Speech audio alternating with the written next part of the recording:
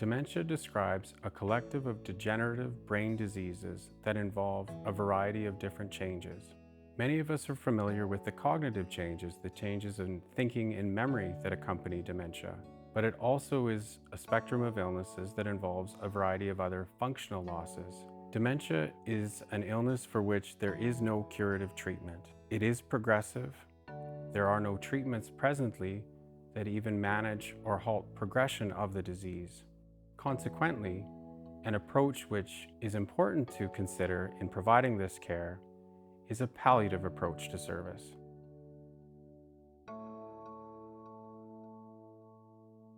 As a progressive illness, dementia involves a variety of different functional losses.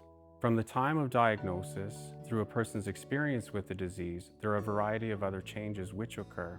A person no longer has control of their functions.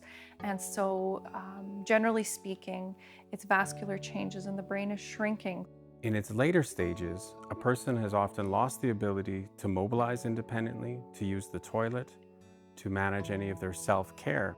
Their movements aren't as coordinated, and they may trip over their own feet or lose their balance. What we also see in those latter stages of life are some challenges with communication, and eventually even swallowing. Those changes are important to recognize because each of those losses can increase a person's risk for a variety of different complications. This might include complications such as falls and injury related to falls.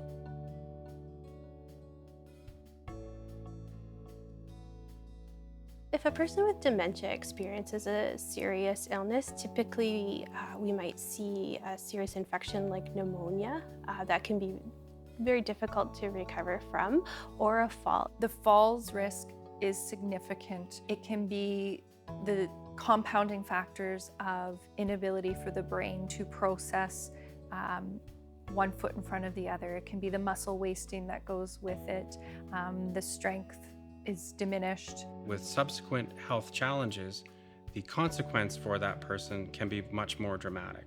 A person often doesn't have a diagnosis of dementia in isolation of other health challenges. It wouldn't be unusual to have concurrent diseases such as heart disease or lung disease or even kidney disease.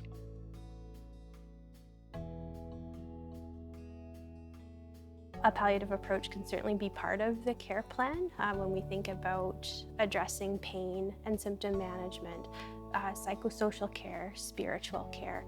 It's all part of a holistic approach to caring for that individual. Palliative care approach should be used when there's a life-limiting illness or a chronic disease where we know that there is no reversibility for that patient or resident. We can think about a palliative approach focusing on the comfort and quality of life for that person, as well as thinking about treatments that will help provide comfort for them. Aggressive medical intervention doesn't necessarily improve a person's comfort or quality of life, nor does it necessarily increase their lifespan. It's important to ask questions to your healthcare provider about what can they expect. So what are my choices moving forward on behalf of my loved one?